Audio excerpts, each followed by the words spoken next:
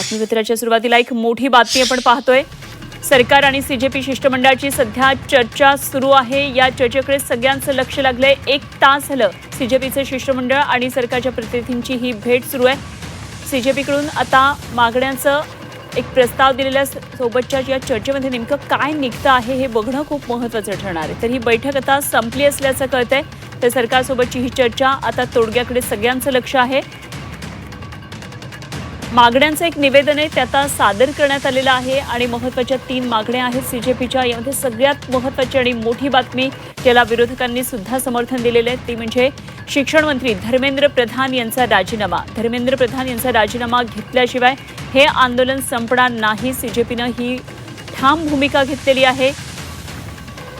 त्यामुळे आता याच संदर्भात काय नेमकं होतंय बघणं महत्त्वाचं ठरणार आहे। गेले 4 दिवस संसदेचं पावसाळी अधिवेशन जेव्हापासून सुरू झालेले आज तर 5वा दिवस एकही कामकाज पुढे सरकू शकलेलं नाहीये। दोन्ही सभागृहामध्ये याच मुद्द्यावरून विरोधकांनी सुद्धा सरकारला चांगलंच घेरलेलं आपण पाहतो आहोत। तर सातत्यानं कामकाज सुरू होताच सभागृहात तहकूब होतं आहे आणि त्यामुळे कामकाज सभागृहातलं पुढे सरकू शकलेलं नाहीये। 5 दिवस असा पावसाळी अधिवेशनात झालेले आहेत। त्यामुळे एकंदरीतच अगदी संसदेपासून ते रस्त्यापर्यंत ही लढाई आणखी वाढताना आपल्याला पाहायला मिळतोय। एक परिस्थितीमध्ये तणाव पाहायला मिळतोय। त्यामुळे आता या चर्चेमध्ये काही तोडगा निघालेला आहे का, निघतोय का, सरकारनं काय नेमकं आश्वासित केलंय बघायचंय।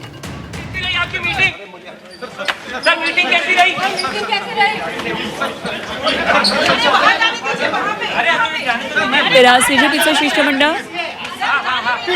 सौरभ दास आणि आशुतोष रांका दोघेही आपल्या मागण्यांचं निवेदन देऊन आता पुन्हा एकदा जंतर मंतरकडे निघालेले आहेत। मात्र काय नेमकं चर्चेत झालं हे जाणून घेणं अत्यंत महत्त्वाचं असल्यामुळे त्यांची प्रतिक्रिया आता प्रतीक्षित आहे। त्यामुळे काय ते नेमकी प्रतिक्रिया देत आहेत, ही चर्चा कशी झाली, तासाभरामध्ये काय काय चर्चा झाली, त्यांच्या मागण्या कशा मांडल्या गेल्या आणि एकंदरीतच सरकारकडून जे.पी. नड्डा आणि जितेंद्र सिंग या बैठकीसाठी आलेले होते त्यावेळी त्यांनी कसा नेमका प्रतिसाद दिला हे बघणं अत्यंत महत्त्वाचं ठरणार। तर काहीही माध्यमांना प्रतिक्रिया न देता सीजेपीचे शिष्टमंडळ आता पुन्हा एकदा जंतर मंतरकडे रवाना होत आहे। सरकार आणि सीजेपीमध्ये तासभर ही चर्चा झालेली आहे। तर आपल्या मागण्यांचं हे निवेदन आहे हे सरकारकडे देण्यात आलेलं आहे। आता यावर सरकार मंत्रिमंडळाच्या बैठकीमध्ये चर्चा करणार का, यावर काय नेमका तोडगा कशा पद्धतीनं काढतंय हे बघणं अत्यंत महत्त्वाचं ठरणार आहे। गेल्या 5 दिवसांपासून देशभरातलं वातावरण चांगलंच ढवळून निघालेलं आहे। दिल्लीमध्ये विद्यार्थ्यांचं आंदोलन सुरू आहे। त्याला देशभरातून वेगवेगळ्या राज्यातून जिल्हा गाव खेड्यातून प्रतिसाद मिळतो आहे। ठिकठिकाणी अशी आंदोलनं होत आहेत। त्यामुळे आता या चर्चेतल्या तोडग्यावर या सगळ्या आंदोलनांचं भवितव्य असणार आहे।